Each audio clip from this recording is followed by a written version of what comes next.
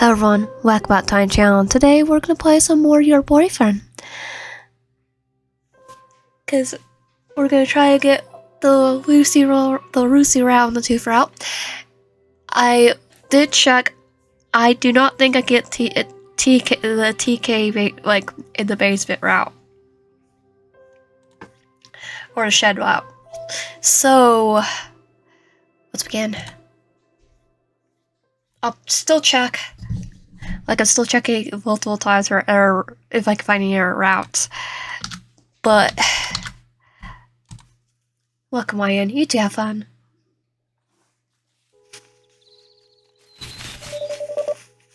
My life has been chaotic. My family broke into another fit of drama, so I left the nest and ran straight to college.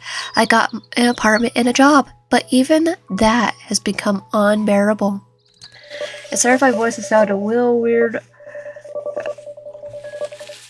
Allergies and asthma have been wrecking me the last couple days.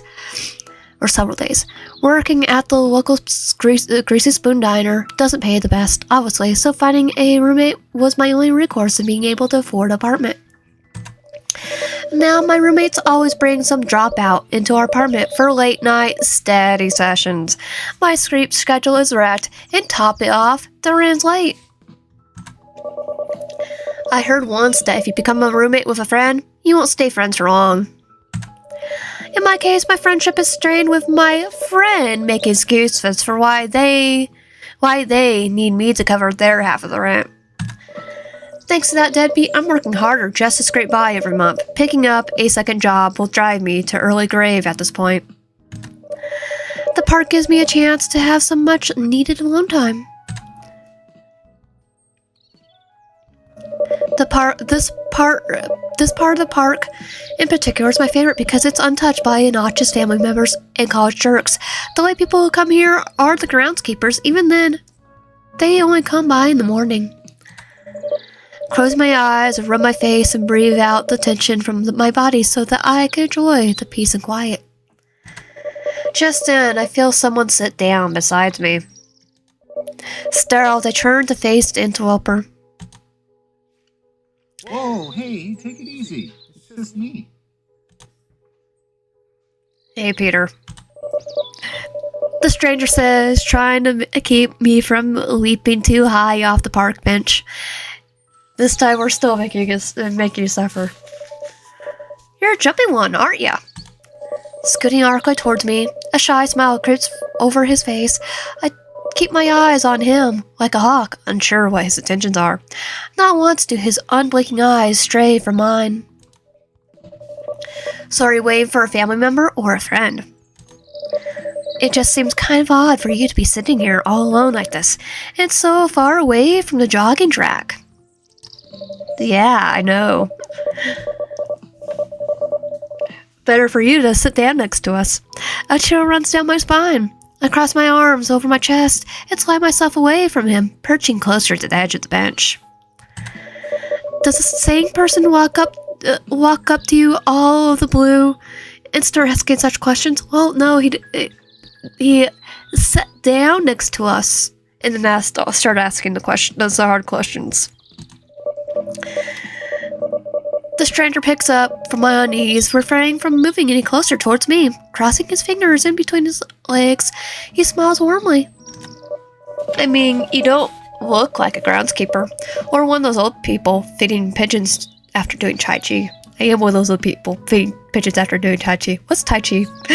It's like, I really don't know what Tai Chi is. I'm just getting some alone time to myself. Things have been pretty intense lately. It's like he wants to wrap his arms around me in comfort, fingers twitching. Look, I know this is very sudden, but may I have the pleasure in taking you out to dinner? Yes. Can I have the pleasure? Never mind, he's weird. I can't tell if it's just him being socially awkward or eccentric. What? Why? Why is he interested in me of all people? Well, I'm your boyfriend. Isn't that why you're here? Yes? My boyfriend? Why would he be assuming that we are in a relationship? Because he knows he's breaking the fourth wall. The stranger sits patiently, waiting for my answer. Dinner does sound nice. I guess. It's not like I am doing anything anyways, and it would be a nice break from the monopoly.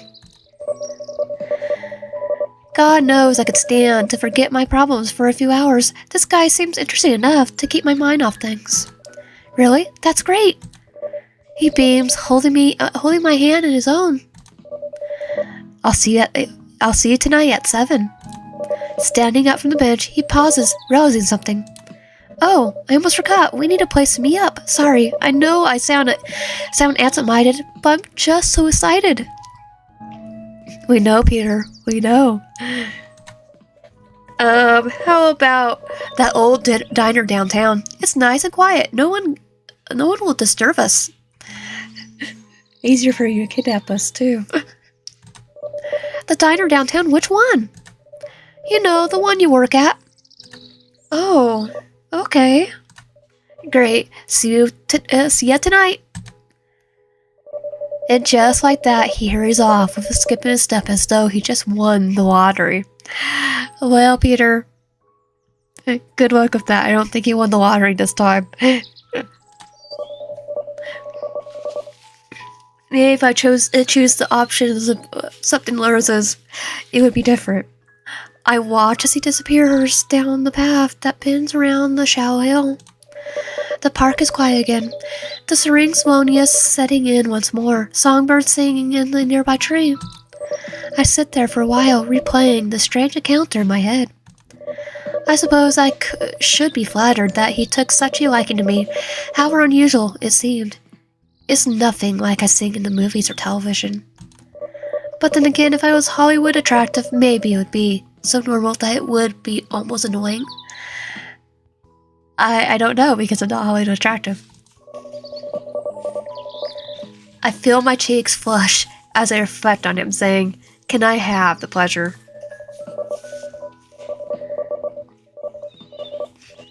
A shy smile creeps from the corners of my mouth. He must be as new as this as I am. What a shy, awkward guy. The birds stop singing as I feel a knot grow in the pit of my stomach. How did he know where I work? We still go anyway. 7 p.m. I show up at the diner, feeling rather unusual about meeting someone at the place I work at for a completely spontaneous dinner date, and with a complete stranger who somehow knew that I worked here. Weird. The diner isn't very busy tonight, which is unsurprising. Even though I work here, the diner isn't my first place for dinner.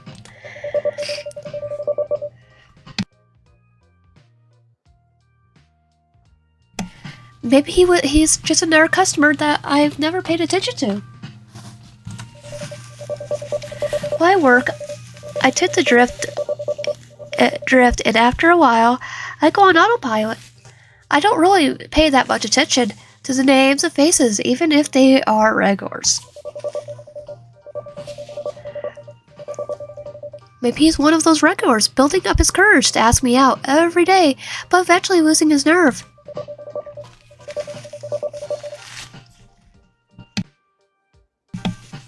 It's kind of cute, though. I consider if it's wise to encourage him. Take my seat. I wait, checking the old-fashioned neon light clock that hangs over the jukebox. I notice he's 5 minutes late. I might as well buy myself a milkshake in the meantime. The waitress on tonight's shift is surprised to see me here on my day off. I imagine that she will tell me job loyalty is one thing, but the food here isn't worth lying home about. After serving the stuff for a few months now, I agree with her. At least the milkshakes are good.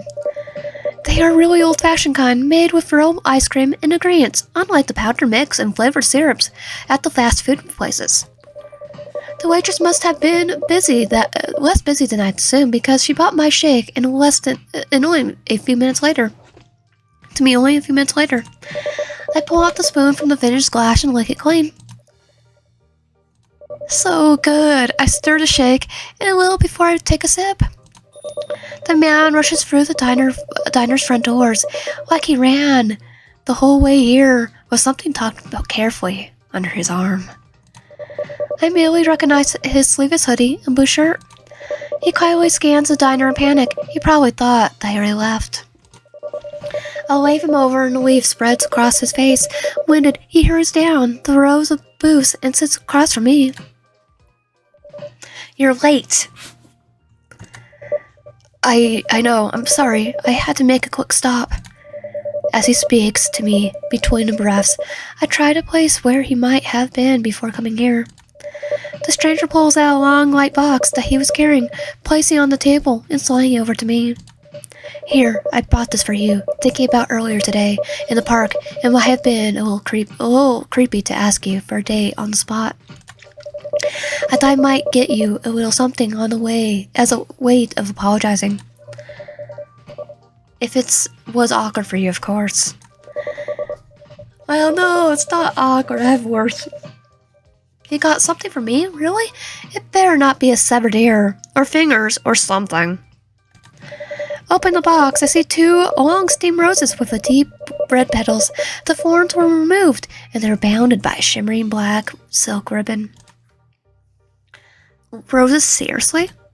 Geez, thanks. The creepy black ribbon makes me wonder if there's a card attached to it that reads, "To my future." It's not.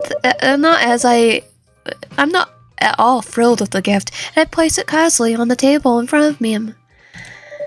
His face drops as he reaches to take them back. Oh, I'm sorry. If you don't like them, I could head out and get you something else. What do you like? Daisies, sunflowers, lilies? I fold my arms, annoyed with how pathetic he is. Come on, you show up late, bringing me some roses that look like they come from a funeral home, and I have to buy myself a milkshake while waiting for you. Do you think that some cliche roses are going to make up for this? His shoulders fall, holding the roses close to his chest. He mutters awkwardly. I'm so sorry. I'll pay for the milkshake. How did you know I work here anyways? I stir my milkshake and wait as he fumbles out an explanation. Oh, I walk by here often, almost every day in fact. I catch little glimpses of you through the window. It's like through the window whenever you're working, so that's how I know. You just walk past if you don't see me. It's like, I don't see them. They're off today. They better sneak in their room. I mean, I try coming in here to see you, but I lose my courage every time. Well, that's not creepy or anything.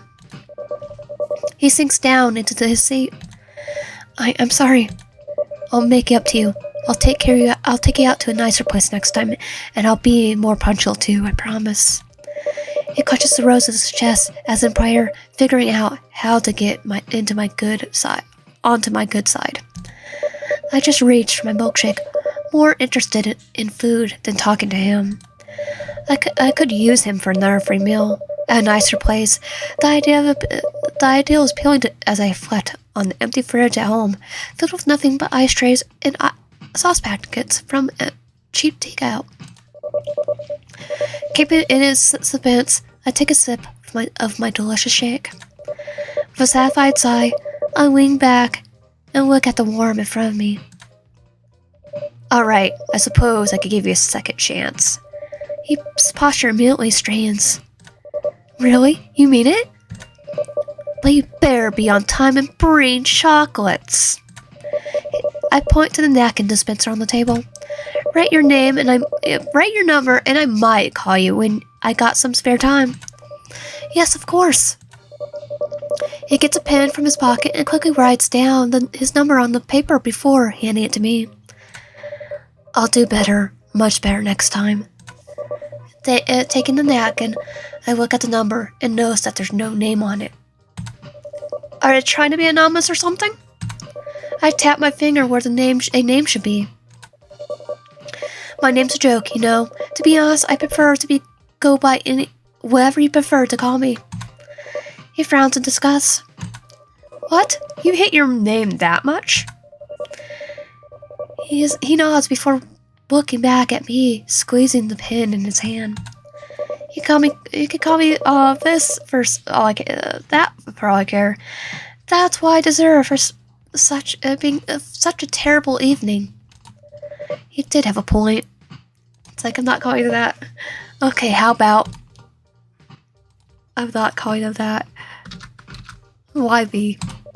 How about YB? He seems pleased with what I came up with, despite how silly or tacky it might have been. Yeah, that's much better, honestly, thank you. He writes it down on the fragile bit of paper before handing it back to me. I roll my eyes. Just pay for my shake. It's getting dark and I don't like walking home at night.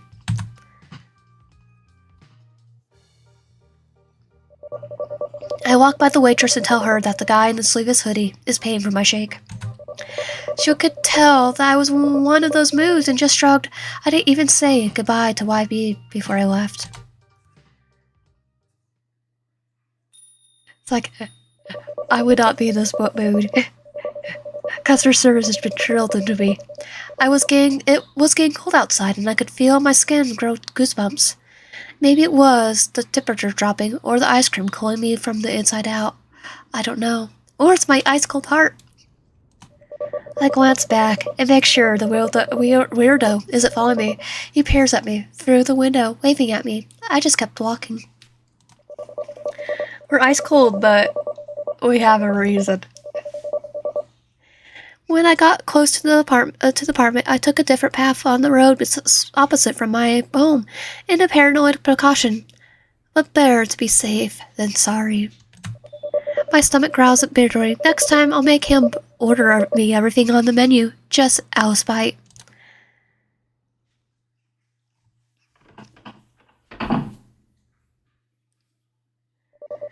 Once back at my place, I hear my roommate and their study partner doing something other than studying.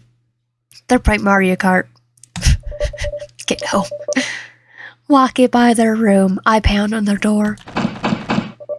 Other people are trying to live here, you know.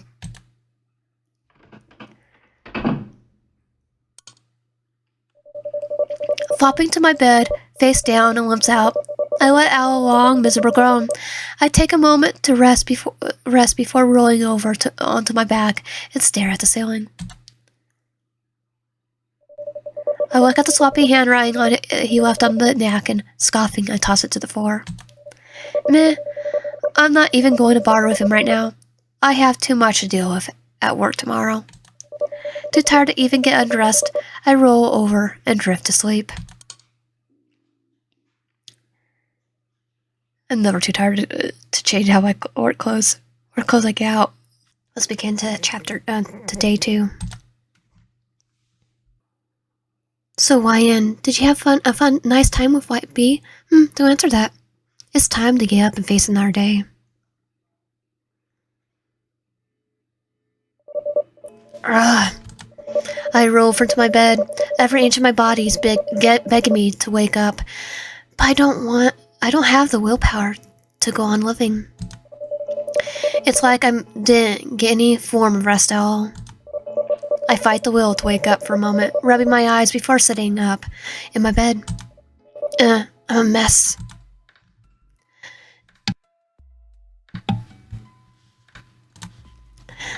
Okay, you're gonna have to rush. 9:12 a.m.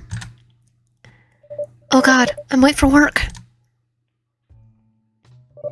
Finally dressed, I rush out of my bedroom, making my way into the kitchen section, where I normally put my work keys. Hey, looks like someone's in a hurry. No thanks to you, Lucy. I bore out as I snatched my keys from the counter, glaring over towards my roommate, who had the nerve to look confused. Why didn't you wake me up? My deadbeat of a roommate tensed up a little, looking both offended and startled with my sudden outburst. Good. Dude, I heard you rummaging around earlier. Don't pin your lazy bum on me. That was Peter. She tries to explain. Not even her excuses have any effect. That frickin' bum. I then shake my head, focusing back on my predicament. No, I wasn't rummaging around earlier. I just barely woke up. You know I have to work at 7, and you let me sleep in until 9? What kind of person are... What kind of thing were you and your boyfriend doing up last night, Lucy? My roommate instantly takes offense to this, flashing me the most glorious of birds before storming off into their room. You know what? Screw you. I'm not your keeper, and you are not my frickin' dad. And I told you not to call me Lucy. Once my roommate slams her door shut, I simply scoff and made my way out the door. With any luck, she'll be gone before I get back. Maybe I will find a more terrible roommate then. I hustled down the stairs and out of the apartment building, but after running into my Lucy, I slowed my pace. I don't like the job anyway. If I get fired, fine. This day is already crappy, so why not just pile on?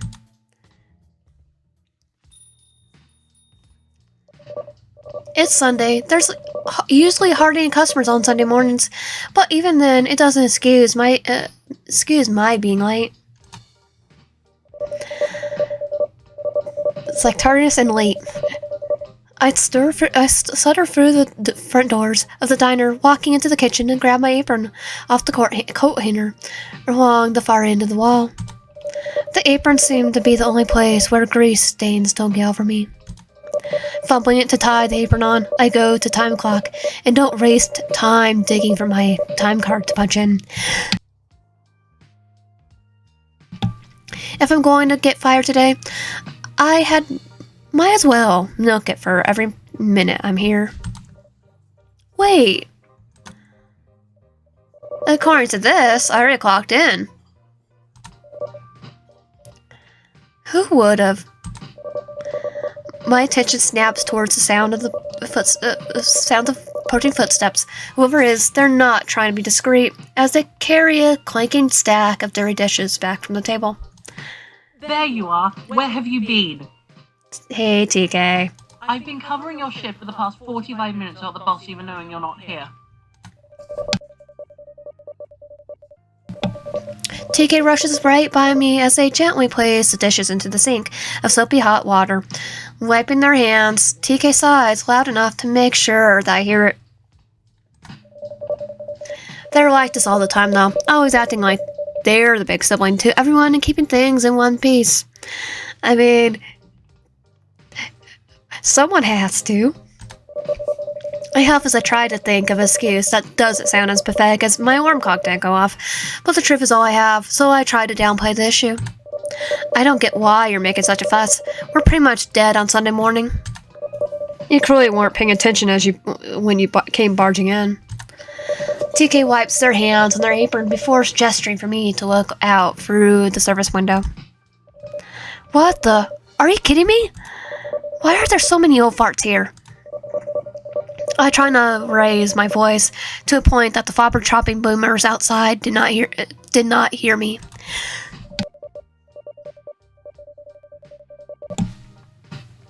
A tour bus came along. That's what happened.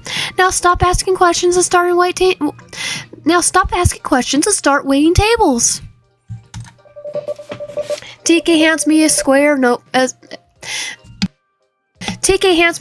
notepad and a pencil and nudges me out of the kitchen. Great, here I am, hoping to have an easygoing day. So much for that.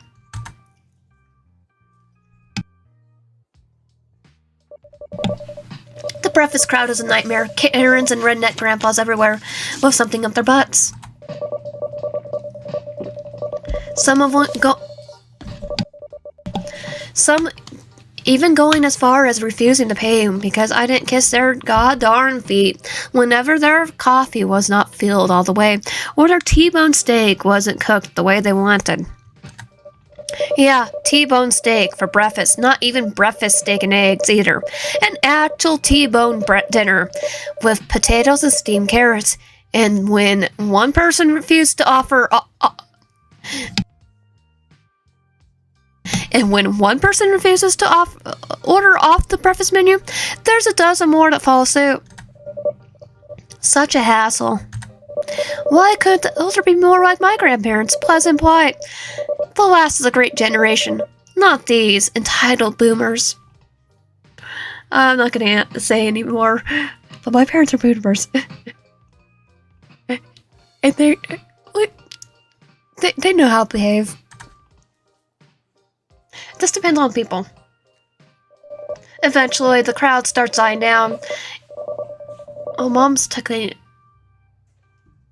X, I think. Yeah, X. Our generation. After. Eventually, the crowd starts dying down. Not leaving to do some... most leaving to do some sightseeing. Others staying to order more coffee or lunch.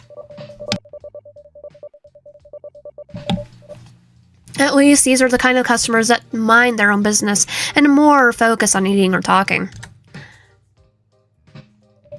Staggering to the kitchen, I allow a long sigh, rest against the wall, finally able to take a moment to relax. I know you wanted to get off your feet, but you missed a table. TK sneaks over to my side, giving me a gentle nudge before pulling back out to the dining area. I roll my exhausted eyes and look over towards them. Can't you do it? I don't feel like having some Karen throw their juice at me again. Or having a cat scream at me. I would, but you owe me for covering your shift for an hour. Darn it, they have a point. With a groan, I lean myself to the wall, trying to straighten my posture. I stumble back out. Scanning the booths, I checked the tables I had gone, matching their faces and words table by table. I don't think I missed any. A voice chimes in from the booth to my right. And we know who that is. Hey there, stranger.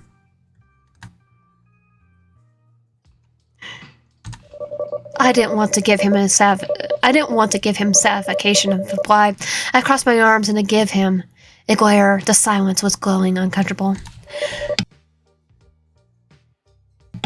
For him, anyways.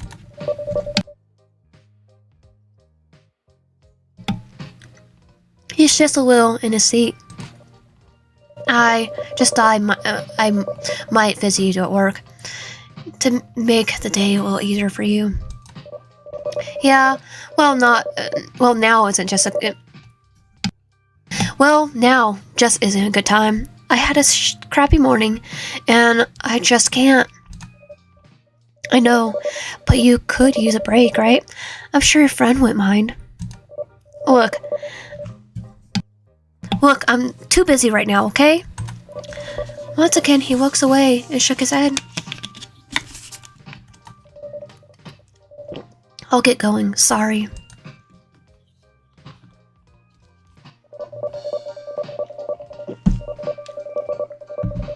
I watch as he gets up from the booth and makes his way to the diner. I watch as he gets up from the booth and makes his way out of the diner, not making eye contact or saying a word as he leaves. Heading back into the kitchen area, I noticed that TK was looking at me with an intrigued look on their face. What was that? What was up with that guy? That your table service that bad?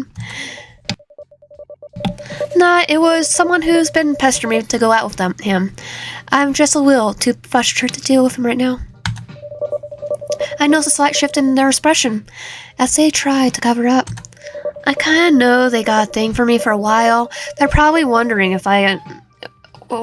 whether or not I'll give in to YB's advances. After a moment of silence, I tug off my apron and hang up. What are you doing? I'm going to take my break. Digging around my pocket, pull out a $5 bill.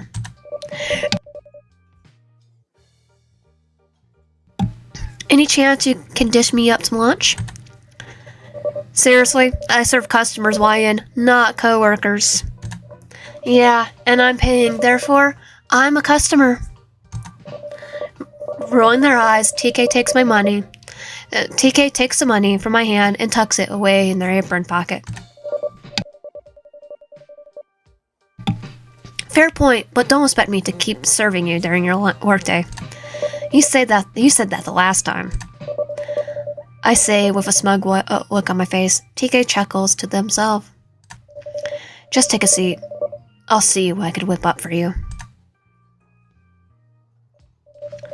It's good to finally get off my feet. These shoes are not working for me. Like my shoes aren't too. Just then, TK shows up, placing a sandwich and a small bag of today's soup special, and a drink in front of me.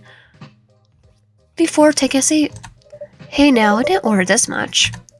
I complained, though I'm not really against the extra servings. I know, but I figured I'll get you a little something extra anyways. How about we split it? Well, how about we split it? I push the soup over towards them. TK looks at the soup for a moment before folding their arms and throwing a cocked eyebrow at me. What's the catch? Why do you always assume that every good deed I do has to deal with me wanting something from you? Because that's all you do. I hesitate, not knowing what to say to prove them wrong, unable to think of something. I finally confess. I need a place to stay for tonight. There is, and here I was afraid aliens came along and took the real YN away from me. It would also explain why you were so late.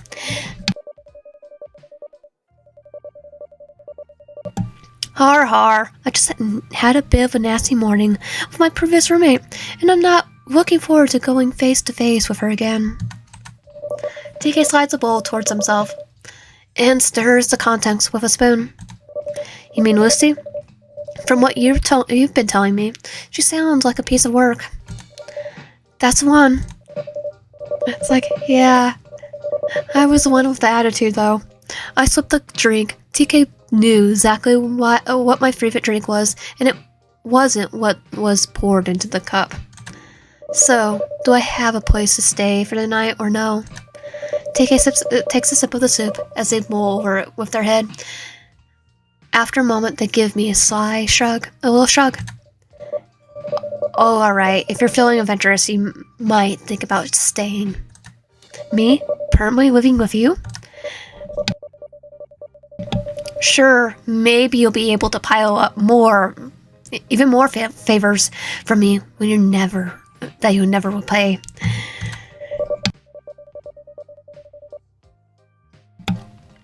We're a real piece of work in the abusive route, but we're gonna go for a route that Peter's gonna kind of deserve it.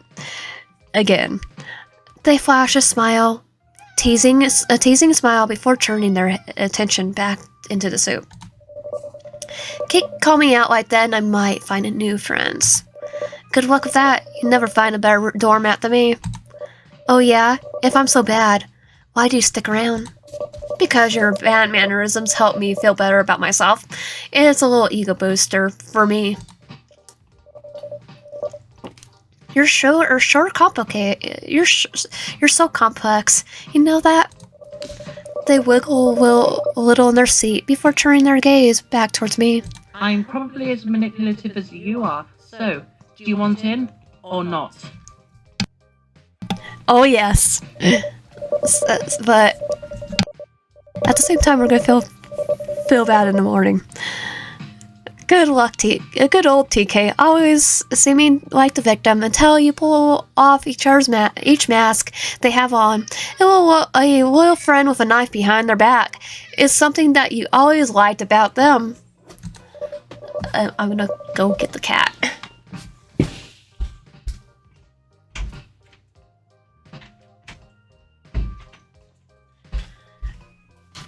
She was in the room meowing. Normally she's outside meowing. Alright. After work, you're gonna have to put up with me. Oh, goody. Now I'll get to enjoy your charming company for real.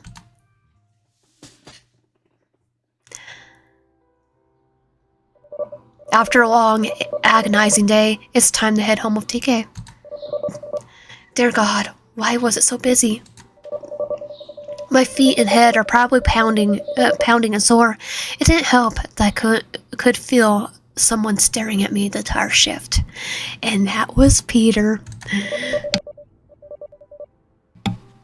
It's a given that TK owes a car. I'm so done with walking.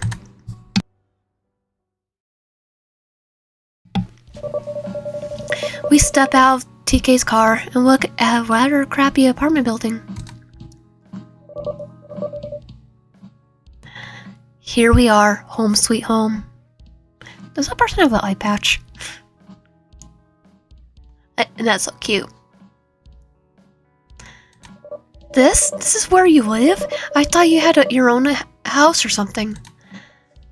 Sweetie, I'm gender fluid, a person of color, and I work at a diner. Does it look like I could afford the fancy apartment building? The working at a diner part itself. Unless they were the manager. And they're not. Shutting up now. Smart move. I think they're like the same position as we are. Well, at least it's better on the inside. Not half bad for a cramped studio apartment.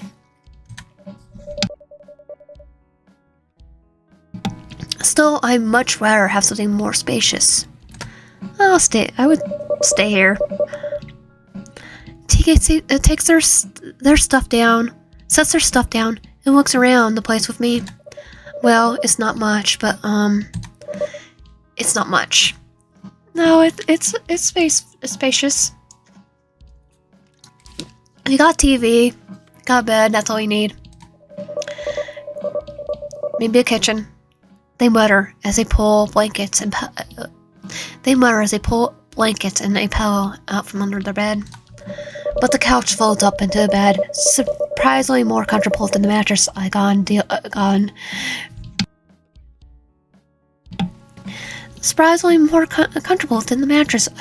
with. You're welcome, by the way. Still looking around the stump in silence, I give a little shrug and flop down on TK's sofa. Anything's better than dealing with Lucy, I guess. Do you at least have anything to eat around here? I'm famished. TK pulses their lips together for a moment. Pizza? Pizza? Yes. If you're buying. Pizza and a can of soda.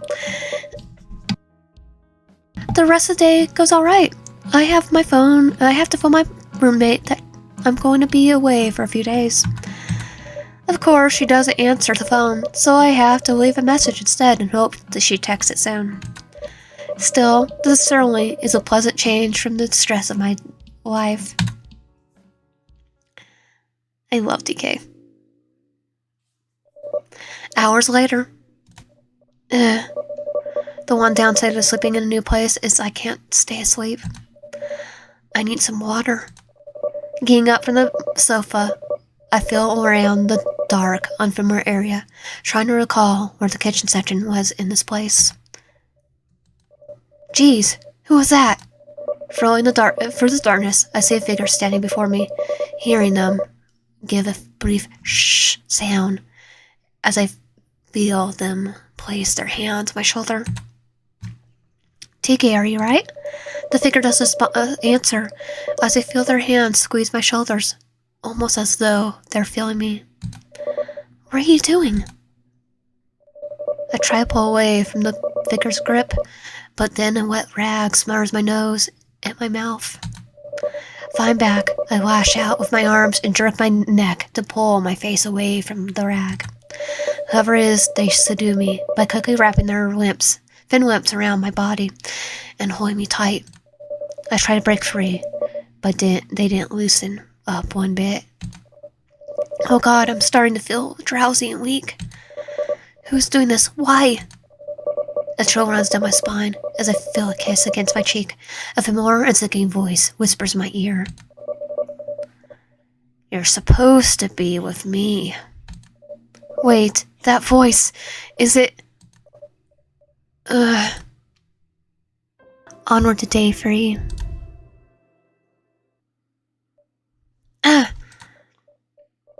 What? My head. What the heck happened? Well, Peter happened, that's for sure. Oh, God, he found me. This can't be good. TK, wake up! TK? They're not here. What's on earth? Did they go into work today? I better give them a call and see what's going on. I just hope Katsumi and Jackson are alright working today. It was supposed to be their 8th day off. Hey, guess what? I hadn't answered. Sorry about that. If you want, leave your name and number, and I'll get right back to you. Maybe. Great. Hey, TK, it's me. Look, we're not safe here. That prick was here last night, and we need to... And what's funny, we never told TK about Peter, other than the fact that they saw us saying that after he stormed off, after we told him off. Basically. Hello? TK? Why did you run off with them like that? My blood ran cold. I felt my heart sink into my stomach as a familiar voice spoke. I couldn't even speak as my phone trembled in my hands. You're making this rather difficult. I'm willing to put in extra effort for you, but I'm not fond of mixed messages. Peter, this one's not even the mixed messages at all. We've been trying to be mental as heck with you. What did you do to TK? It's just one less obstacle for you and me to deal with. We're back on track to how things are supposed to be, and we can begin loving one another. Isn't that great? The chipper tone in his voice made me feel sick.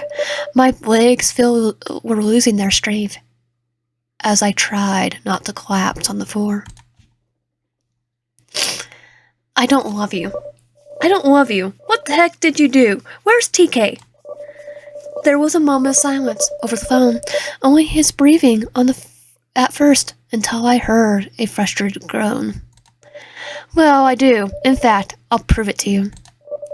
Something about the statement gave me a dread feeling in my chest. I was starting to regret my outburst. Meet me at the diner. I promise TK will be there as well. I just hope that this will set things back to normal. Maybe you'll react a little bit better this time. Are you doing a portfolio break? Because not this time. And don't call the police, because I will know. I always do. Crap. What the heck am I gonna do? Did he kidnap TK? Maybe worse? I need to know they're safe, but I don't want to put myself in any danger either.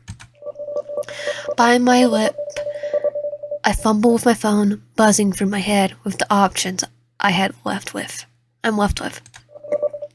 What am I going to do?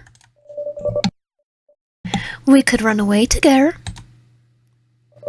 My heart leaped up into my throat. My eyes widened as I saw the butthole right in front of me. You were hiding here? Well, yes. I had to be sure that you went to the diner like I asked. I couldn't help but cut in. I was so sick of this man. Why wouldn't he leave me alone? Why are you doing this? His shoulders slapped a little, the smile on his face fading a little upon hearing me ask this. I told you, I'm your boyfriend. I always have been. My eyes welled up with tears upon hearing this. Both fear and disgust were nearly unbearable. God, if I could just get hit by a car and die impact and be isekai somewhere. That's not your boyfriend. Not back into day one, like a Groundhog Day. I would welcome it. Maybe have him hit by get hit instead. Eater's bliss. Well, I mean, if he gets hit, because he's a kind of to my favorite anime, I would be kind of going, I wish I did that. One Piece, anyone? A boyfriend doesn't force himself into a relationship, stalk and kidnap friends.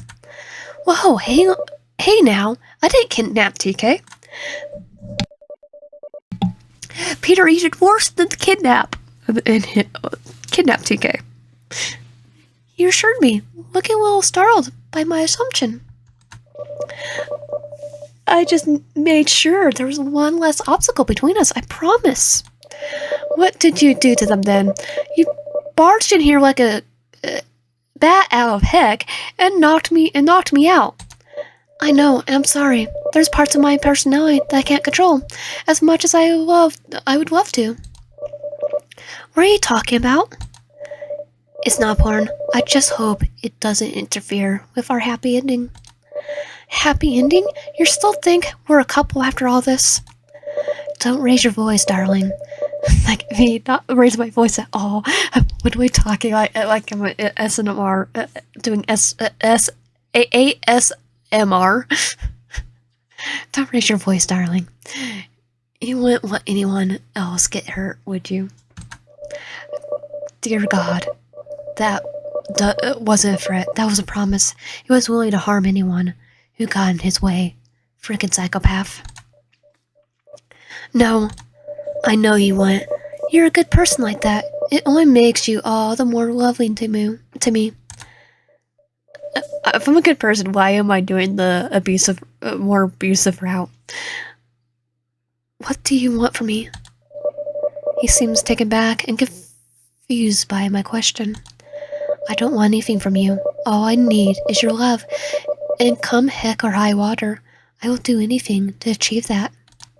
Besides, leaving me the heck alone? Besides that, sorry. I thought for a moment, waiting to see if he was just being poetic or serious. I had to test him. Oh, and test him we shall. Take me to TK. I spoke in a nearly demanding voice. You stalked me, followed me to work, knocked me out, and kidnapped my friend. You owe me this much. He stood there, his expression nearly unreadable at first, before giving me a little nod.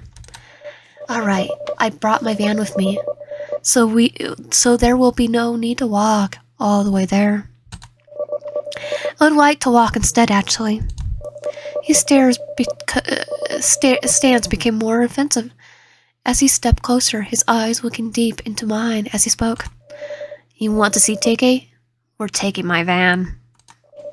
He wasn't asking, he was demanding. Fine, but if you try anything, I will kick you and make you crash, killing us both.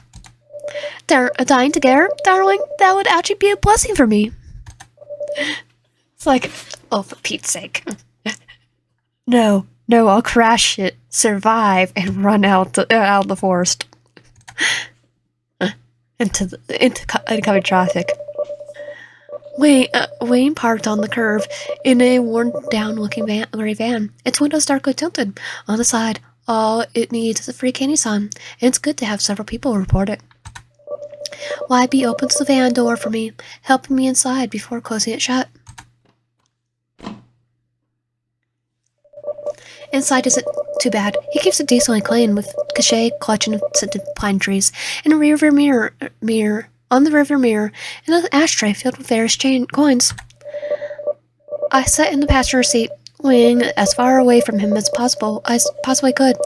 That butthole was still wearing his stupid grin as he set himself in the driver's seat and turned on the van. I was so ready to kick open the door and jump out, making a run for it and getting help. Who knows how fast this man's reflexes were, though, so I didn't want to try. The drive was awkward and quiet. At least I was. The butthole tried to start up a conversation during this time. So I understand your family life isn't going too well, huh? Well, it's good. Well, dot dot dot. Well, my family life was never the best. If anything, we all really would like to just rip each other apart. I don't think we were even a family. Just people who are with labels for content. Do you have anyone like that in your life? Dot dot dot. Well, I have a lot of folks like that in mine. It's like they're not even real. You know, like you were so much better not having them at all. Sometimes you just want to jab a split of wood in their back, wrap your hands around their throat, and squeeze, maybe stab them multiple times. Like Ghostface. You know that feeling. Dot dot dot. I get it. You're not in much of a mood to talk. I understand.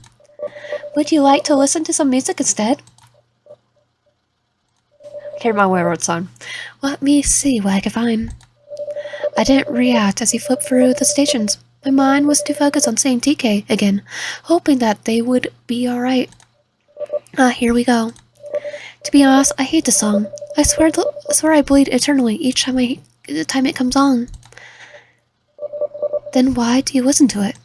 Because it fuels me, reminds me why I'm here, why I do the things I do, why I need you. Why? He doesn't respond as he reaches to turn off the radio, his eyes staying on the road as he does so. We're here. Pulling off to the curb, YB puts his van into the park and kills the engine.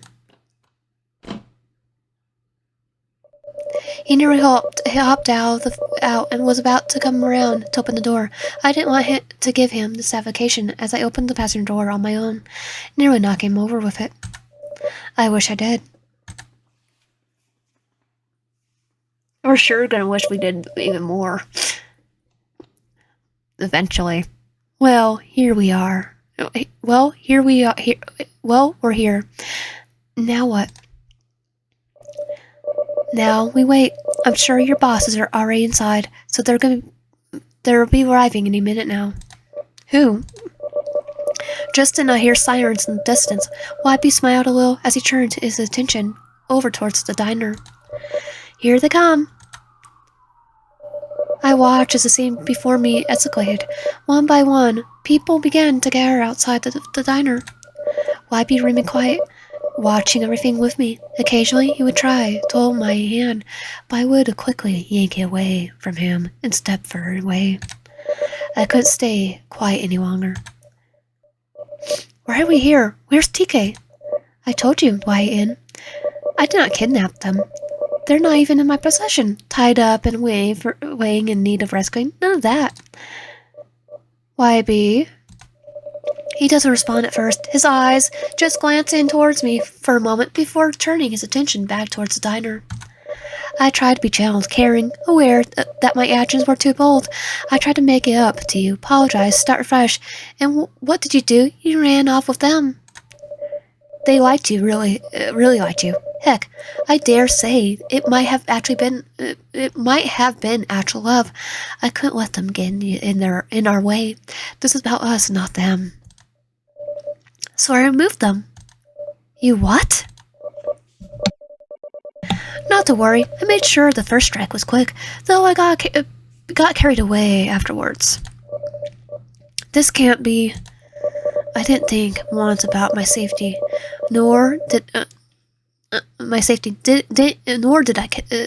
consider the dangers I would put myself in for acting as I did the moment I heard this. Instantly, I bolted across the street. I couldn't even hear him calling out to me, nor care for the cars that slammed on their brakes to avoid hitting me. TK? TK? Hey, you're entered a crime scene. You can't be in here. But my friend is in here. No, no, no! I tried to force my way into the kitchen. Possessive arms wrapped around me, tightly pulling me away from the horrific scene before me.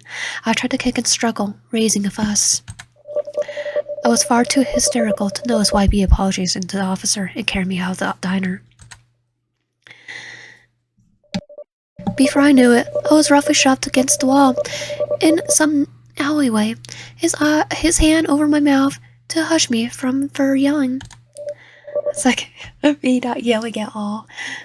Darling, calm yourself. How the frick can I calm myself? You sick butthole! You killed my friend! I was gonna say, you killed Kitty. That's TK.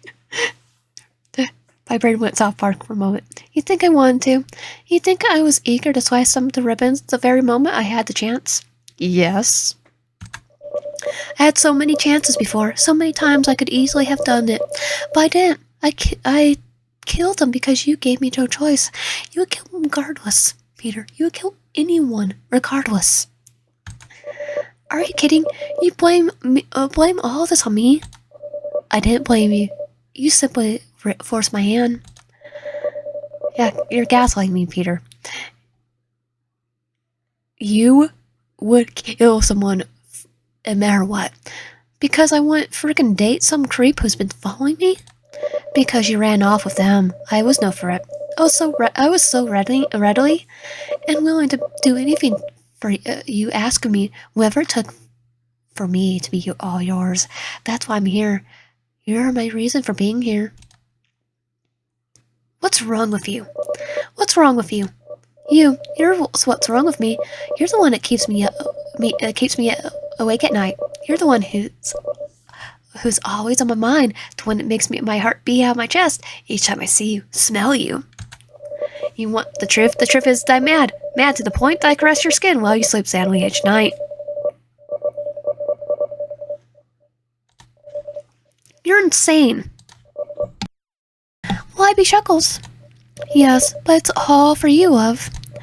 I freeze. I feel his lips against my cheek, followed by the hot, wet sensation of a tongue trailing along my neck before he whispers, "And if you tell anyone, I'll kill them too."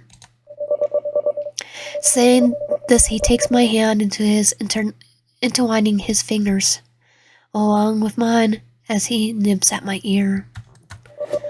I'll be by your place later tonight, dear. Libby doesn't say any more as he pulls away. A crooked smile and a lust lingering in his eyes while he walks, takes his leave out of the alley down the street. I take a moment to register what had just happened, everything he told me. I'm stuck. TK's dead because of me, and he'll do it again if I try to reach out for help. Dear God, I'm stuck. I didn't go back to my place. I couldn't. The way he spoke before leaving, for sure he knew where I lived too. Why wouldn't he? The butthole was a stalker and a murderer after all. Maybe running away is the best option. I still couldn't shake the feeling of his touch on my body, his voice still lingering in my ears. I felt so helpless. I couldn't turn to anyone. I couldn't go back home. I might just have to skip town and vanish. Hopefully, he doesn't find out and follow me.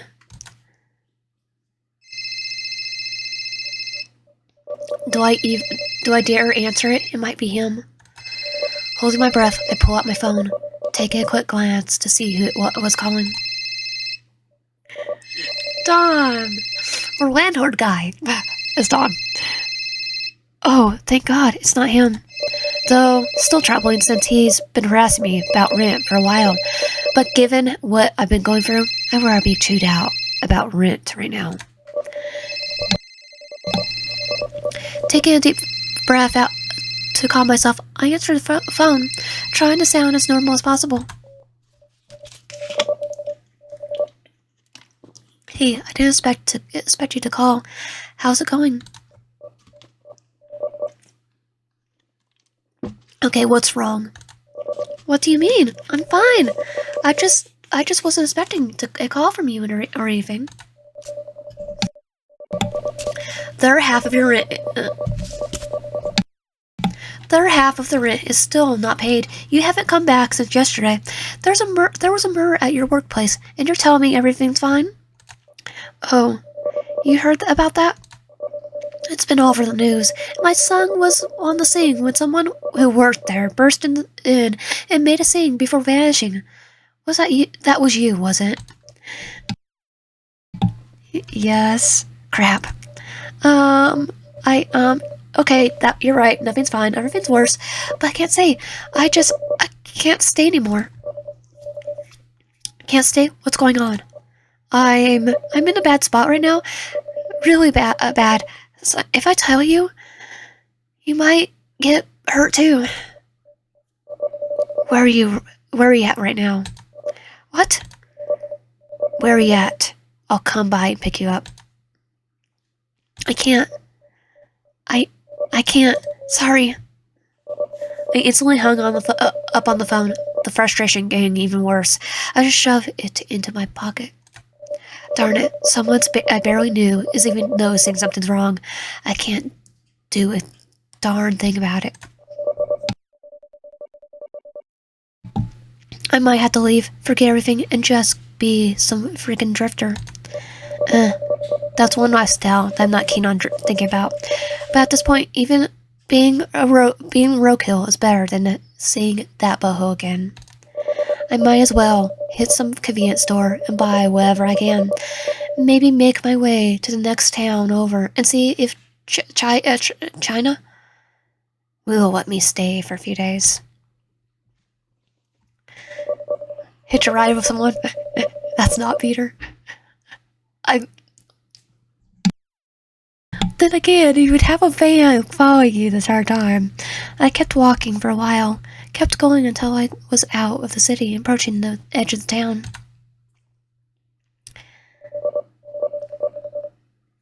Here we are. This is a better place than any. Teak and I used to stop here and grab snacks if we were not in the mood for fast food. Tiki always picked up the most spicy goodies like Takis, and flame ball jawbreakers. I remember them even talking about taking the ghost chili challenge. Now they can't. I tried to hold back the tears as I approached the doors. I need to focus on leaving, not what was taken away from me. It's quiet in here. Well, I guess it would be since it's nighttime. And not many people come here for gas and snacks. Maybe smokes, but that's it. I bet it's nice and peaceful for whoever is working tonight. Hey, welcome in. Why in? Huh? Lucy, what are you doing here? Well, obviously I work here. Wait, you have a job? Yep, just got it today.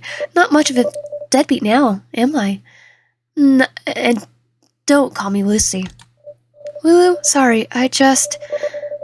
When were you going to tell me you got a job? I was going to keep it a surprise until I got done with my shift. But since you're here, surprise. Wow, congrats. Don't jump too much with excitement. What are you doing here anyways? You look terrible. Did something happen? Actually, today has been the worst day of my life. We seem far enough away from where the butthole might be dwelling, so I felt that filling her in at least a little bit wouldn't hurt. It's not like she's gonna tell this to her jailbird of a friend. Well, I had a stalker recently. He's been following me and claiming that he's my boyfriend. Yikes! Yeah, and he's friend me to tell no one, not even the police. And someone got killed at my work today. Oh God, was it that one person, JD? TK. Right. Right, still, that's awful. Did you think this guy did it? I know he did. It was hard seeing this change in Lucy's behavior. Her usual carefree, brat-like attitude was not even hinted or present as she heard all of this.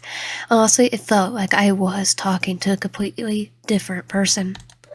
Stepping forward, she took my hand, guiding me towards the counter. Come on, you need to sit and have something to drink. She guided me into the employee break room, having me sit down as she turned her attention to the water boiler and started it up. Oh yeah, I see you. I think some tea will do you good. I simply sat there, watching this completely different woman take a break from her work to take care of me. Granted, she would also make me coffee every morning before I went to work, and she always kept the place clean and did both our laundry. Yikes, maybe I've been a little too hard on her this whole time. Still doesn't excuse her from leaving me with the rent, and then whenever she brought back, then bring people back every night. I still bitter about the time I walked in to her watching Has-Been Hotel. It's my turn. I'm the Y box. I never want to spend the rest of my night in the ER again. She poured me a cup of water, dipping the AT bag in it before handing it over to me. Careful, it's hot. Thanks. So, a stalker killed your friend and scared you into not getting help? I could only nod. I shifted the hot cup in my hand as I watched the tea bag contents seep into the water, altering its color from clear to a lovely red. Our landlord even noticed and tried to help, but I just hung up on him. I didn't want anyone getting hurt. I felt Lucy sit herself down next to me, placing her hand gently on my thigh. You can be a pain in the butt sometimes. So can Dawn and I, but we're here for you. You know that, right? Yeah. Who's Dawn? Our landlord. How come you know his name and I don't? Well, after you butt heads with someone for a while, you eventually pick up on things about them. What, like how you called him Daddy that one time? Don't kink shame me. Well, we would call him Dad too, so... Yeah, alright. Thanks, by the way. Hey, we're not friends, though. I wish we were. Our lifestyles are just too different. But I still want to help you kick this guy's ass and toss his broken body behind bars. I'll even ask Vino and Lil Spook to make his prison life a living heck. I mean, I guess we could, but how? I don't even know where this guy lives. Oh, we do. Somewhere in the forest. Well, he doesn't know you're here, so I suggest you hang here for the rest of my shift. We both take the bus to the police station, and we'll make sure to report him and get your protection. Get you protection. Don and I know an officer very well. You mean, Don's, son? Was Don trying to set Lucy up with him? We'll make sure you're safe and make sure TK gets justice. It meant so much hearing this from her. I didn't know this still steaming cup of tea in my hand as I lowered my head. The feeling of safety was so welcoming. I couldn't help but choke back a sob. Thank you. I look over towards her as she scoots closer to me, both her arms suddenly yet gently wrap around me in the firm embrace. I froze for a moment. Only now I realized how nice her perfume was. The gentle scent of lavender and her soft hold helped me lean more into her, resting my head against her shoulder as I continued to sweep. She whispered some smoothing words as I let my frustration go, crying into her work clothes. This was an unexpected turn from how we treated each other a couple of days ago. Who would have thought it took someone dear to pass away to turn annoyance into a friend. Eventually, she pulled away, placing a kiss on my cheek before giving me a soft smile. Now, go ahead and finish your tea. I'll call Don and let him know what's going on, okay? Okay, just be careful. I got this. Just relax, take a nap even. It'll be over. You'll see. Lucy gets up off the sofa and makes her way out of the room, closing the door behind her. Just now I noticed my hands were warm, the cup almost too hot to hold. Placing the cup down, I blew some cold air on my hands, looking around the room to see if they had anything that I could add to my tea. Lucy, where's the condiments? There was no answer. Lucy? She must be already on the phone with Dawn. I suppose I could walk out and ask her. Getting up from the sofa, I make my way towards the door, opening it a little to look out. Wait! I told you, tell no one.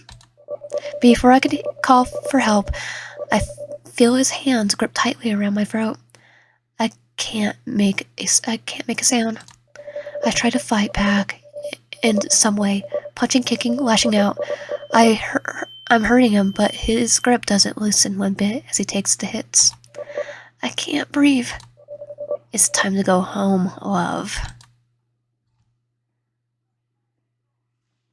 Onward to day 4.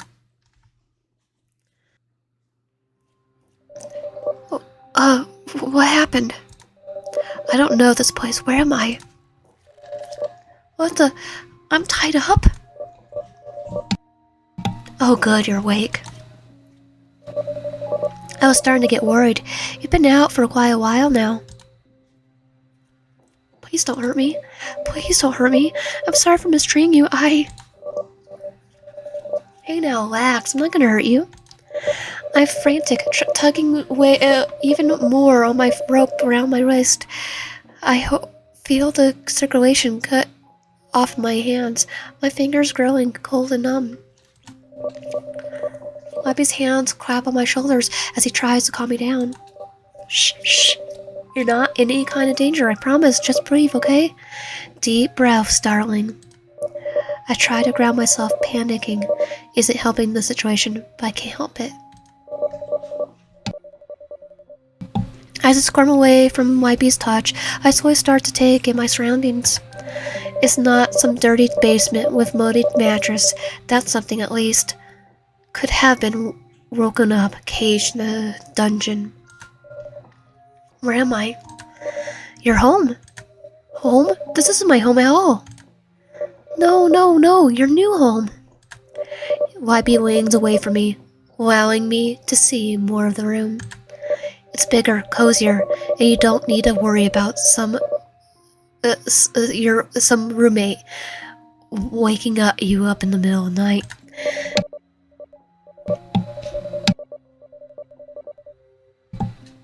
You never need to cook again, or work, or clean. I'll take care of it all for you. You never need to leave this room.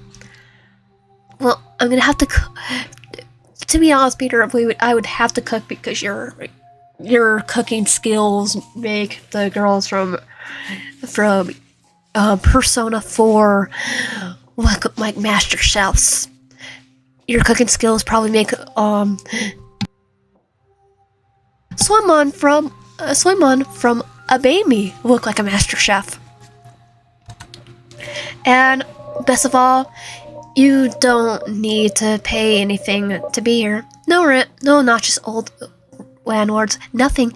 You can live however you want here. I remain quiet, finding myself unable to respond. How about I get you a drink? That might help you calm down a bit. Wabby swiftly heads out the door, closing behind him.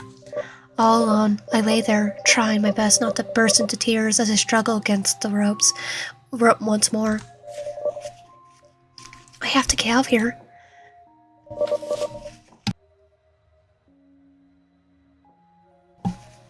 Abby walks in with a glass of water and a sandwich. Here you go. A little hydration to help you feel better, feel more calm. He places a glass of water down on the bedside table, along with what seems to be painkillers. I just stare at it because I can't drink it. My brain flashes back to being knocked out.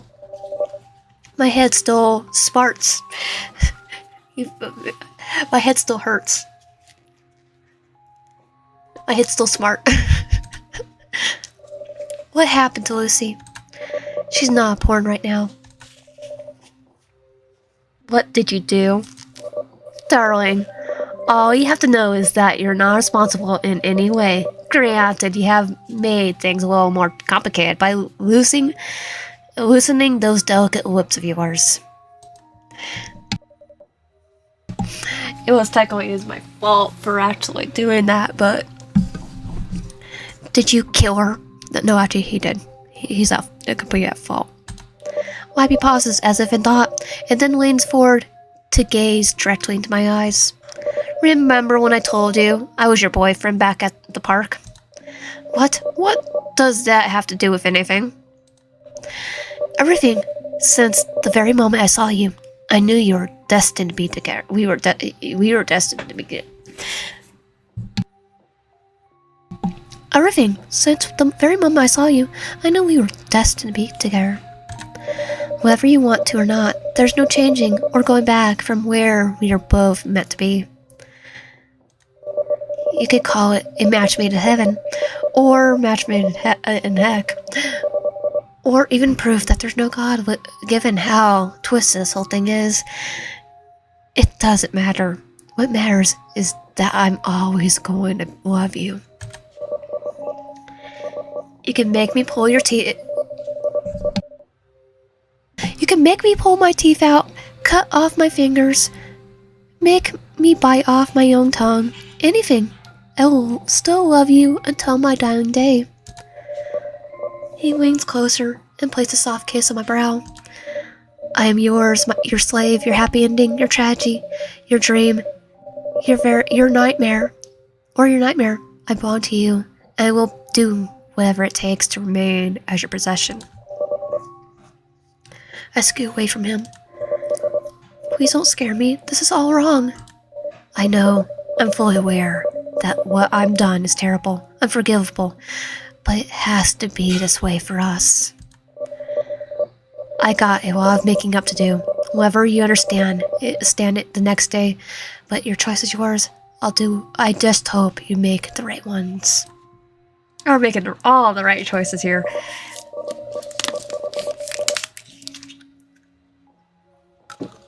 Though visibly heartbroken, he composes himself and makes a sweeping gesture to the room.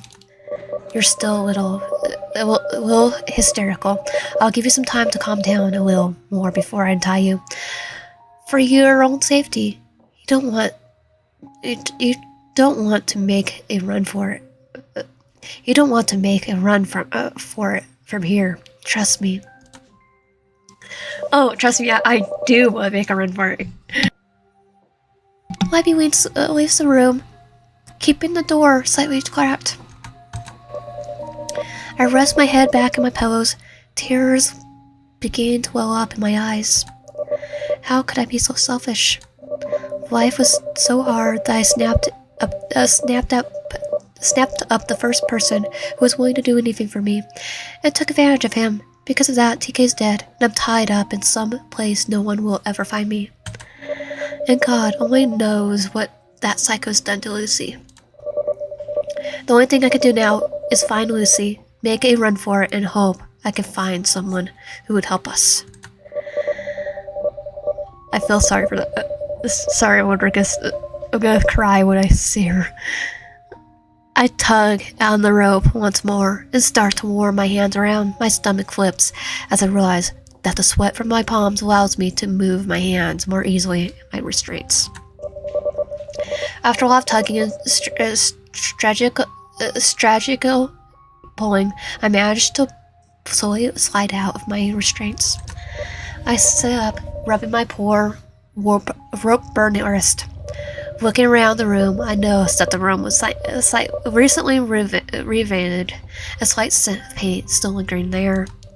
It wasn't the best job, but YB seemed to have made a massive effort to try to make this place inviting and comfortable. A waste of time, since I'll be damned if I'm going to stay here. Lucy, you just started getting things together.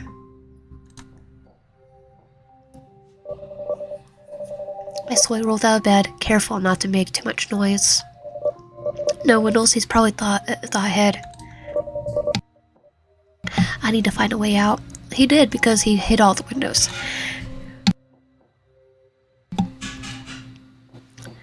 Well, we don't need to worry too much, because he left the door open.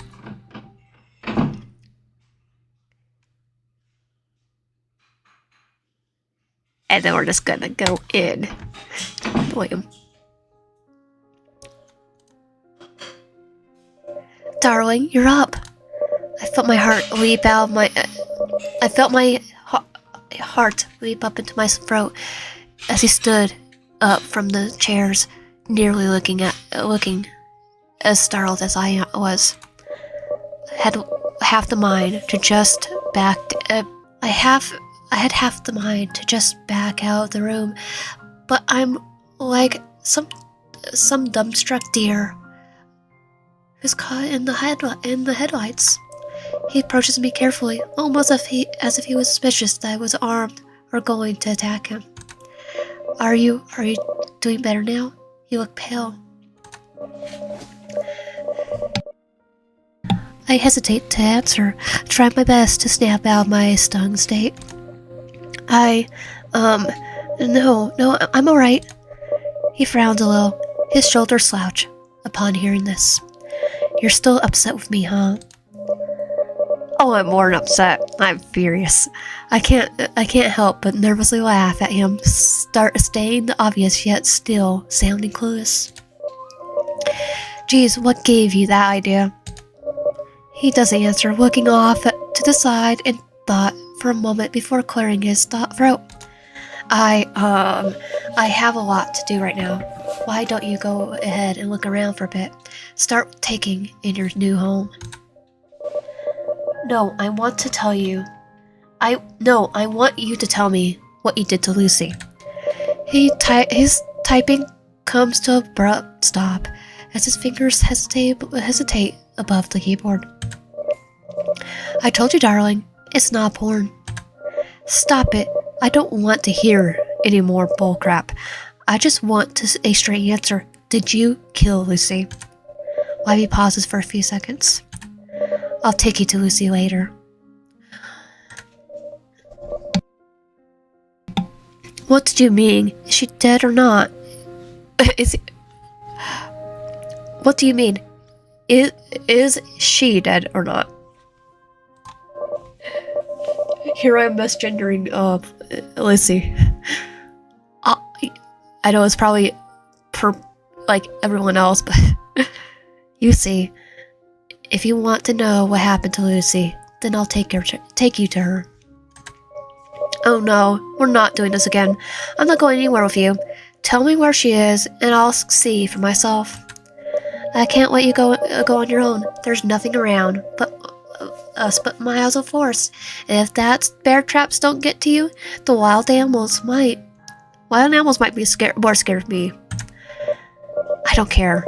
I want out of here, and I want to be as far away from you as possible. He shook his head, stepping closer, his hands reaching towards me. I back away from him, ready to pull out of the room. My heart drops at the door as the door closes behind me. My back now pressed against it as Peter looms over me. We're still still now in Noah's name. We just all back on day 4 we get psychic powers to go. His name's Peter. Darling, allow me to clarify your situation. You used me. You walked over me, all over me, and all over ours. You knew there was a risk in bullying a complete stranger, but you were so confident that there would be no repercussion. You thought you were untouchable. My blood ran cold as he brought his hand up and caressed my cheek, his voice now soft, but with a frank edge.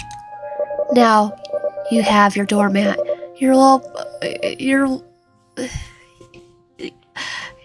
little blanket to abuse. The sooner you accept this, the more fun we'll have later. Eventually, he stepped away, reaching over to open the door behind me. Now, explore your new home. I got some work that's not gonna finish itself. I'll take you to see Lucy as soon as I'm finished.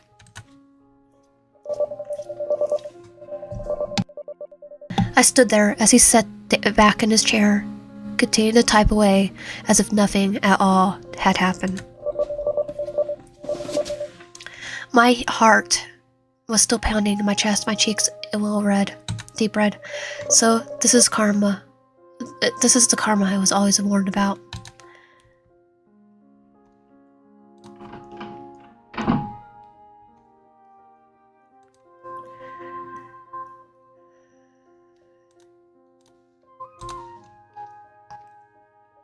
Oh, I see you met Rat. Rat? Yep, that's her name. I didn't know what to call her, so I called her Rat. You are what you eat after all. That's the most unoriginal thing I've ever heard. Yes, well, keep in mind, I don't value myself as a creative person. You shouldn't be valued at all. I won't argue that. Can I name it? Can I name it? You want to name Rat? Why not? Give it a better name, at least. Like you did me? What did your parents name you, dog or something? I wouldn't put past them. Well, they named him Peter. We just said his name. So, what do you want to name her?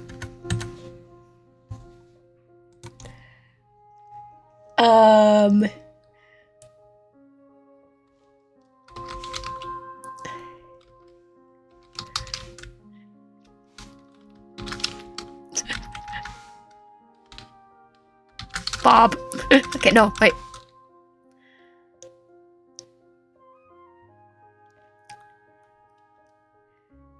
Brain fried. Gojo. Just Gojo. I'm naming him Gojo. I'm naming Gojo. How about Gojo? I'm not here to nitpick whatever name you give her. She's yours just as much as she is mine. Does that mean I could also have a pet of my own? I don't see why not. Good, because I have a list since Dawn didn't allow pets in the apartment. Well, I'm not your landlord. More like a bottom.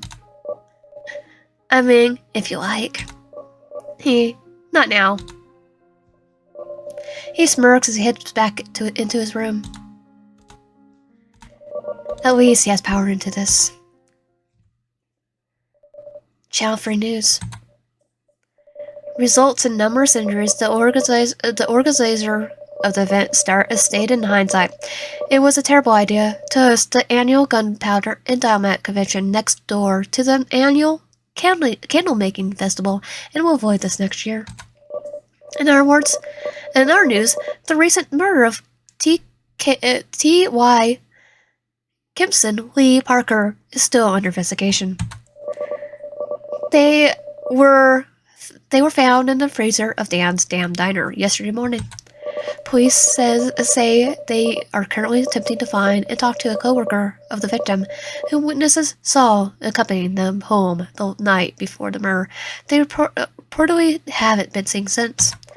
The owner of the diner, however, states that he doesn't suspect the coworker of any wrongdoing, and instead says he suspects a stranger who's been seen lingering around the establishment in recent months, acting suspiciously. Peter, we will have more on this as the program continues. And now for the weather. Jim? My mind goes hazy for a moment.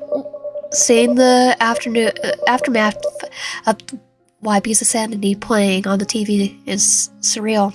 Hearing that I was a suspect is enough to make me vomit. Well, not to our manager.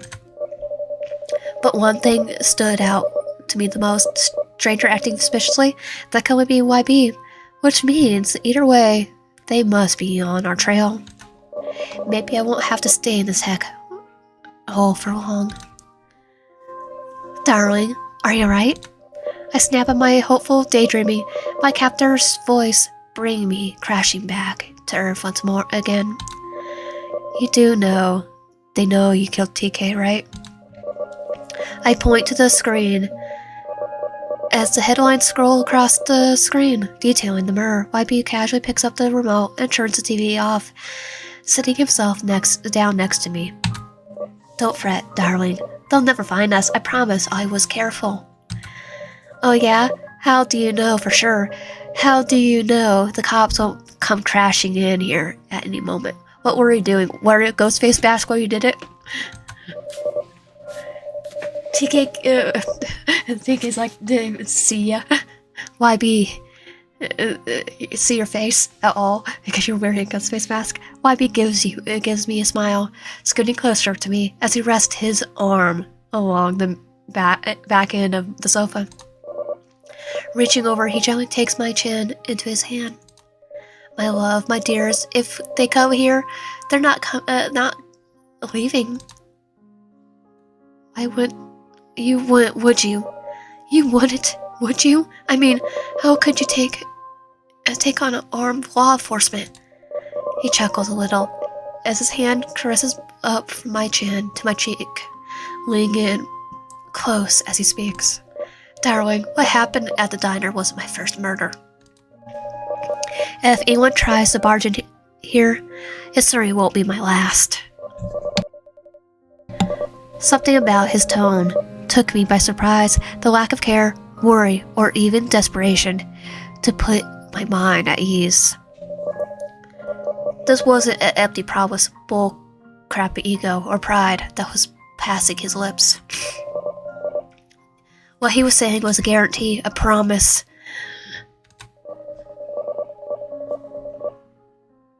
A cold chill runs down my body as he kisses my brow and stands up from the sofa. Now, let's not worry about that. If you need me, I'll be in my room. Also, I still got some scripting I need to finish before submitting it to my editor. He's very punctual. He takes his leave from me from the front room, heading back to his enclosed workspace. Darn, he's willing to take the law for me. Interesting. I turn the TV off again. After a few moments of silence, I don't care to see anything else about YB's psycho antics, nor to see my own name being slandered and tarnished as a murderer. I need to find something else to occupy my time.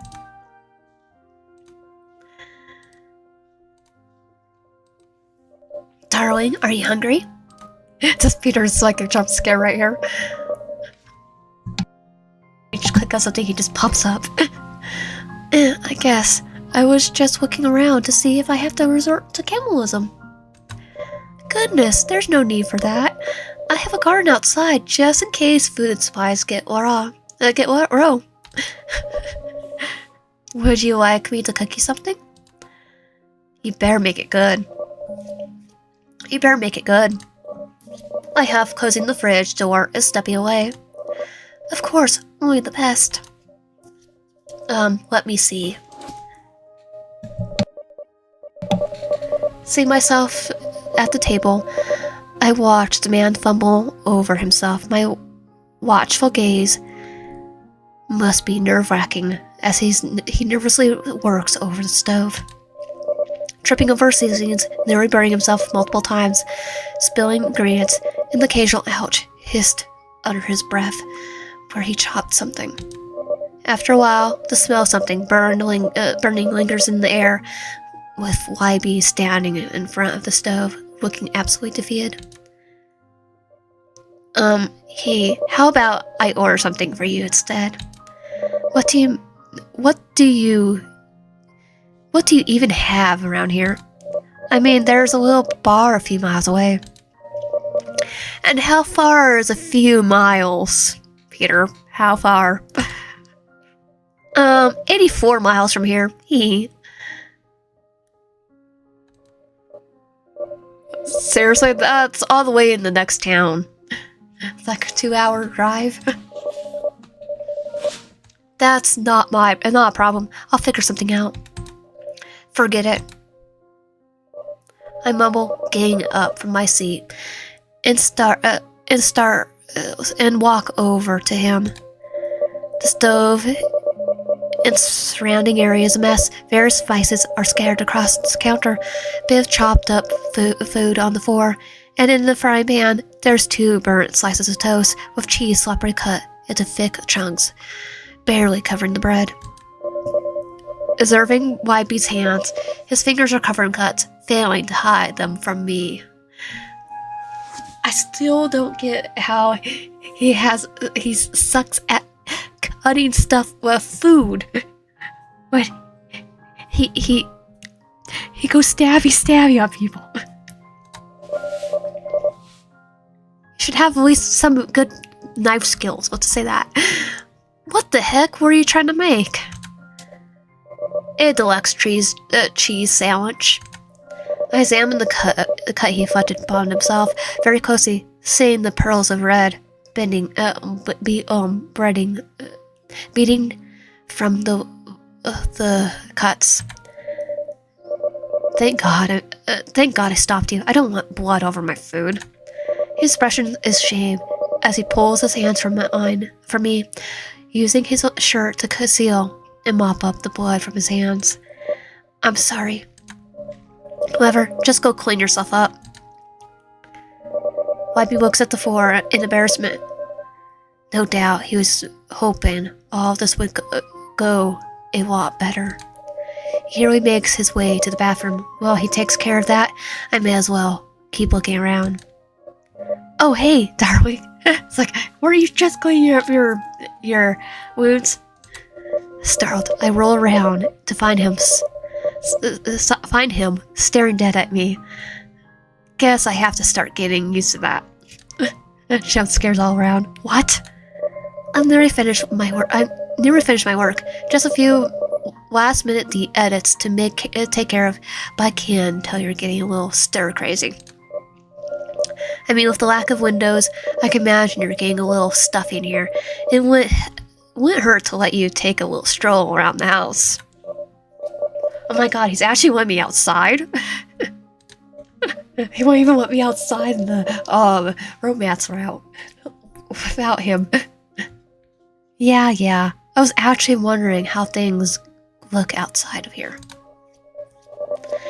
Hey, well, you're about to find out. He reaches into his pocket and pulls out a very worn-looking key.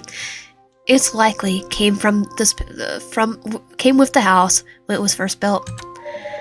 YB unlocks the door, gently swinging the door open, stepping to the side, and extending his arm towards the outdoors.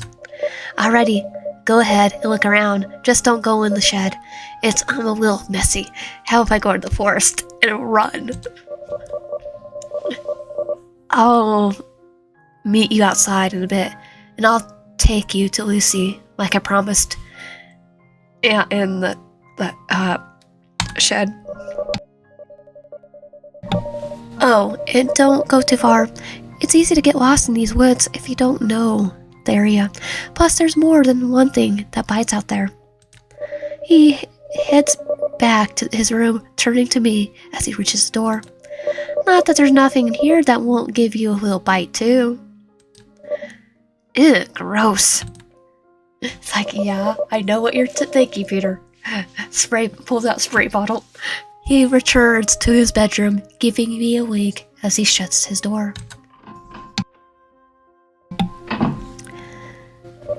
Stepping out, I look out over the thick, dense forest on the porch. My God, we really are in the middle of nowhere. I didn't take YB for a nature kind of person. I take a few steps forward and turn my head back towards the house.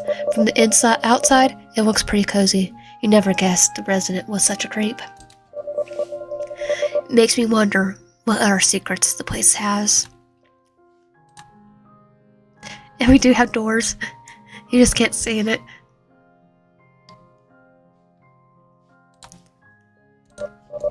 I remember this junk on wheels. The house looks a lot less inviting, with a scrap heap parked outside. I take a closer look at the stain on the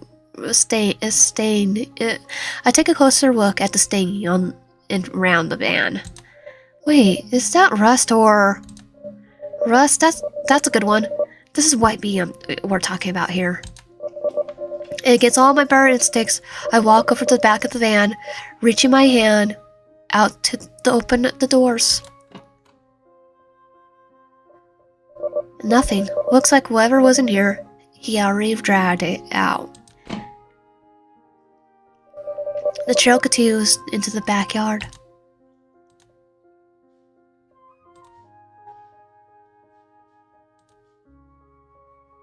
We're going in the shed. It must be the shed YB mentioned. I shudder up to think of what he keeps in here, but the red trail doesn't fill me with hope. Could this be where Lucy is? Is this why he doesn't want me to go inside? Why does he want me to look at fight it? He's literally telling me he's gonna show me her. So we're gonna go to the shed no matter what. So go to the shed. Well, he can eat. He can eat. I need to see what's inside. Of course, as if this place couldn't get any more eerie. Well, I made it this far. Let's check out his little shack of horrors. The round wooden stairs creak underneath my weight as I descend. Oh boy, this freak is just full of surprises. Looks like a journal. My therapist suggests that I keep a journal and write in it whenever anxiety attacks come along. Writing does help me feel grounded, putting my thoughts on paper. Not sure how this will help with trembling hands. Probably not if you have actual hand tremors that you're just bored with like me. But I guess that's where breathing exercises come in. This entry seems to be from a couple of days ago. Okay, the shakes are kicking in, all because we're going to be meeting face to face for the first time. Deep breaths in and out. Maybe makes myself some tea after this. Tea sounds lovely.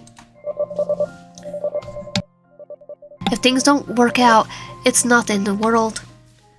I can just move on. At least, I hope I can. He didn't move on.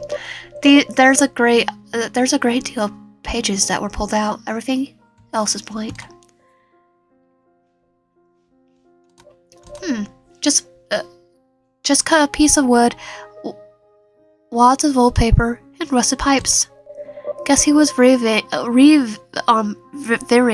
he was fixing this place too. Something is leaking out from the bag and out to the floor. Was this the same substance found in the van? Without hesitation, I reach over and pull back the black plastic. Lucy! Terrified, I scream. The mutilated, gory sight pulls me away from the workbench. Shaken, I take a deep breath. Calm yourself, Ryan. It's fine. You're okay. No, I'm lying to myself. Not okay. Not okay. Not okay. I told you not to come in here. I turn around and find a loud, displeased YB. I did it for you. For me? Did I freaking ask for this? But Don't call me darling. Call me darling one more time and I'm cutting out your tongue. He flinches at my tongue, getting the hint. I'm not in the mood to put up with any lovey-dovey talk. I firmly point at the blood-soaked workbench as I glare at YB, trying not to look at Lucy's remains. Why? He doesn't respond, gazing at the floor as though searching for the right words. He'd better.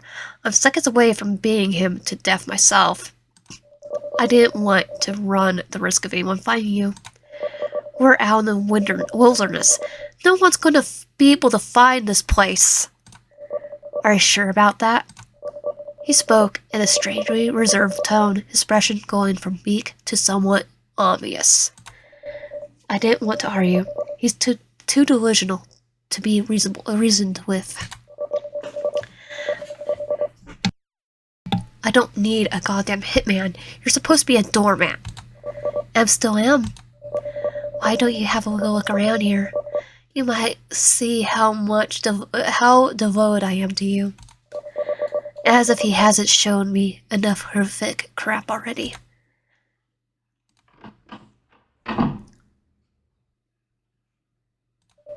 Another one? How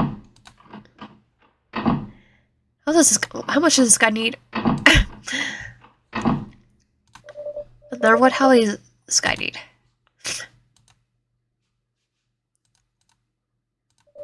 A lot of romance novels. It's like I just keep going back in here. A lot of romance novels. The rest of the books are about medicine and human biology, unsettling. Very rough. I'm glad he doesn't have this in the house.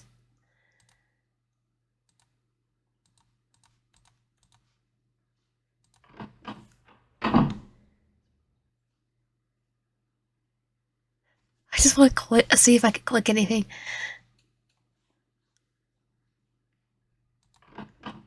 Okay, that one's the wrong door. I turn the knob and find myself in a plain, drab bedroom. What the heck? Was it? Well, it would be unremarkable if it wasn't for the madman's collage posted all over the front wall in front of me. Holy cow. Both intimate and possession photos of me from everywhere, where I work, where I shop, who I talk to, are on the wall. I know I shouldn't be surprised at this point, but this was insanely creepy. It was very worn down, old even. How long has he been sleeping on this thing? I take a seat on the bench, overwhelmed by the images of myself plastered over the walls. So, what do you think? I think you need help. I try not to watch at the gross display of unhealthy worship. I wasn't joking when I said I would do anything for you. You're the very meaning of my existence. You're the reason I even get up in the morning. Life without you isn't life at all. I tried so many times to fill this gaping void in my pathetic life with something else. Anything else. But nothing ever filled me. He spills riling me up. I can't listen to this bullcrap. I just want him to shut up. Shut up and go away. You say you love me, right? Of course. Liar. What? I'm not lying. I can prove it to you. Ask me anything. I'll do it. Anything? Anything. The gears in my head begin to turn. So many possibilities unfold before me. Most of them involve him finally getting to suffer. The powers in your little toll room. Go get them. YB doesn't hesitate as he hurries out of the room, and just as quickly makes his way back. Here they are. No, these are for you. He gives a puzzled expression as he glances between himself and the pliers in his hands. Okay, what do you want me to do with them? Prove you love me. YB stands there dumbfounded for a moment as the grim realization settles in. Anything for you, my love. He opens his mouth wide. We didn't even tell him what he was supposed to do.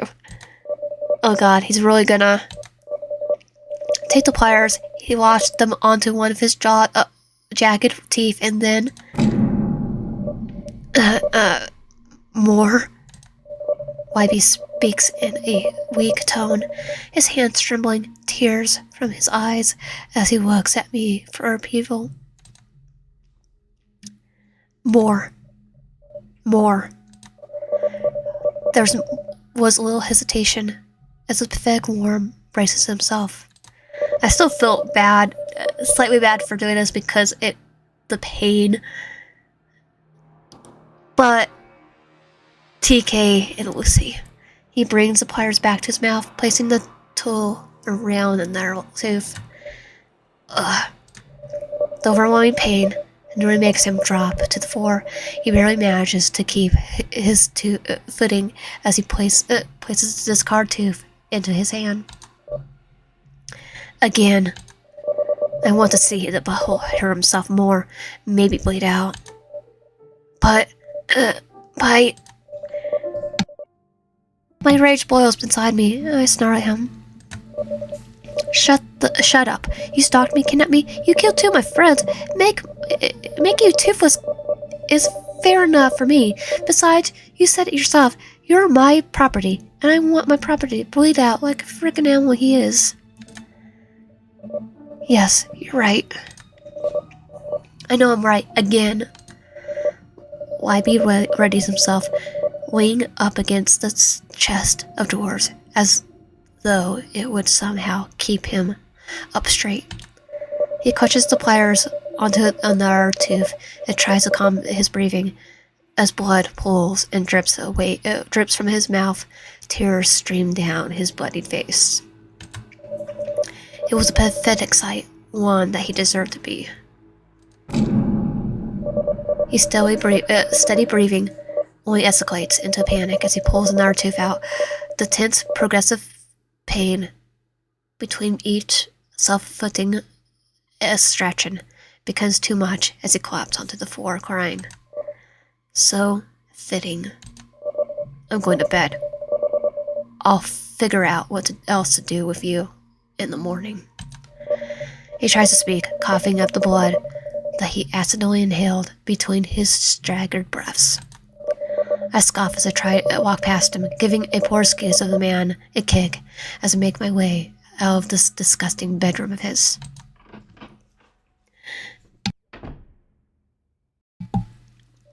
I flop onto my bed, replaying today's events.